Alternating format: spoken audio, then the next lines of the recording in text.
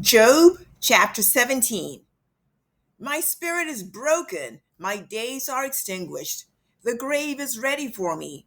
Surely mockers are with me, and my eye gazes on the provocation. Lay down now a pledge for me with yourself. Who is there that will be my guarantor? For you have kept their heart from understanding, therefore you will not exalt them.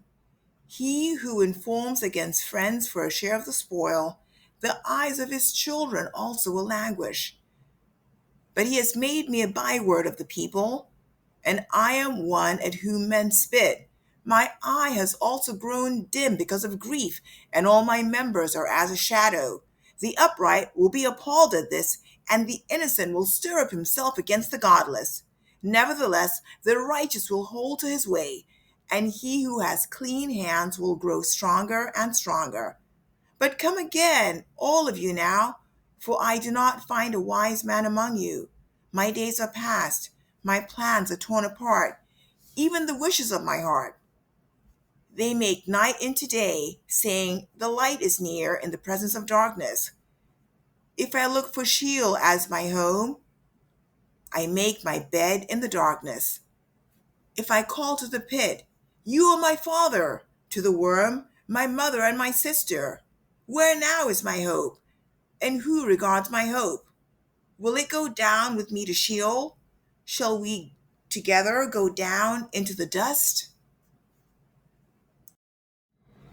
Job chapter 18. Then Bildad the Shuhite responded, how long will you hunt for words? Show understanding, and then we can talk. Why are we regarded as beasts, as stupid in your eyes? O you who tear yourself in anger, for your sake is the earth to be abandoned, or the rock to be moved from its place? Indeed, the light of the wicked goes out, and the flame of his fire gives no light. The light in his tent is darkened, and his lamp goes out before him. His vigorous stride is shortened, and his own scheme brings him down. For he is thrown into the net by his own feet, and he steps on the webbing. A snare seizes him by the heel, and a trap snaps shut on him. A noose for him is hidden in the ground, and a trap for him on the path. All around terrors frighten him and harry him at every step. His strength is famished, and calamity is ready at his side. His skin is devoured by disease. The firstborn of death devours his limbs. He's torn from the security of his tent, and they march him before the king of terrors. There dwells in his tent nothing of his. Brimstone is scattered on his habitation. His roots are dried below, and his branches cut off above. Memory of him perishes from the earth, and he has no name abroad. He is driven from light into darkness, and chased from the inhabited world. He has no offspring or posterity among his people, nor any survivor where he sojourned. Those in the west are appalled at his fate, and those in the east are seized with horror. Surely such are the dwellings of the wicked, and this is the place of him who does not know God. Job chapter 19. Then Job responded, how long will you torment me and crush me with words? These 10 times you've insulted me. You're not ashamed to wrong me. Even if I've truly erred, my error lodges with me. If indeed you vaunt yourselves against me and prove my disgrace to me, know that God has wronged me and has closed his net around me. Behold, I cry violence, but I get no answer. I shout for help, but there's no justice. He has walled up my way so that I cannot pass. He has put darkness on my paths. He has stripped my honor from me and removed the crown from my head. He breaks me down on every side, and I'm gone, and he has uprooted my hope like a tree. He has also kindled his anger against me and considered me his enemy. His troops come together and build up their way against me and camp around my tent. He has removed my brothers far from me and my acquaintances are completely estranged from me. My relatives have failed, and my intimate friends have forgotten me. Those who live in my house and my maids consider me a stranger. I am a foreigner in their sight. I call to my servant, but he does not answer. I have to implore him with my mouth.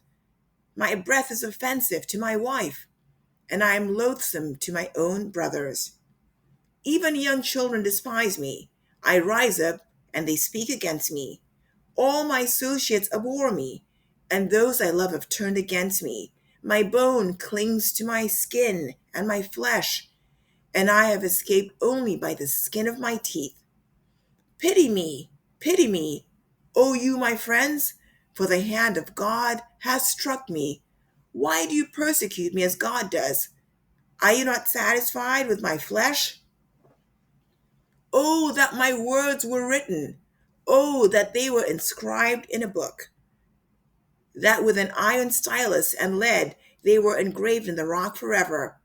As for me, I know that my Redeemer lives, and at the last he will take his stand on the earth. Even after my skin is destroyed, yet from my flesh I shall see God, whom I myself shall behold, and whom my eyes will see, and not another. My heart faints within me. If you say, how shall we persecute him? And what pretext for a case against him can we find? Then be afraid of the sword for yourselves, for wrath brings the punishment of the sword, so that you may know that there is judgment. Job chapter 20.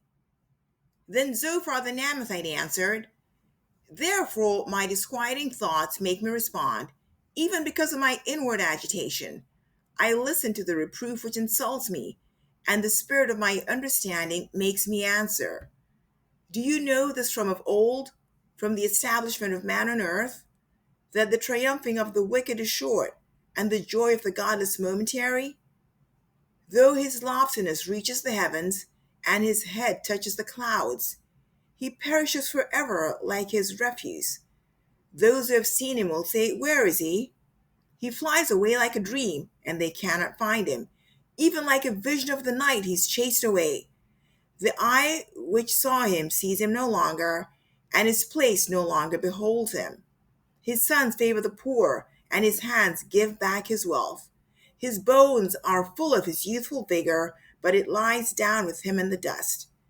Though evil is sweet in his mouth, and he hides it under his tongue, though he desires it and will not let it go, but holds it in his mouth, yet his food in his stomach is chained to the venom of cobras within him. He swallows riches, but will vomit them up. God will expel them from his belly. He sucks the poison of cobras. The viper's tongue slays him. He does not look at the streams, the rivers flowing with honey and curds. He returns what he has attained and cannot swallow it. As to the riches of his trading, he cannot even enjoy them, for he has oppressed and forsaken the poor. He has seized a house which he has not built. Because he knew no quiet within him, he does not retain anything he desires. Nothing remains for him to devour, therefore his prosperity does not endure. In the fullness of his plenty he will be cramped. The hand of everyone who suffers will come against him.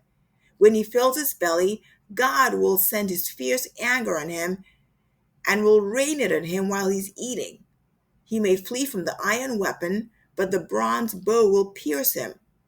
It is drawn forth and comes out of his back, even the glittering point from his gall. Terrors will come upon him.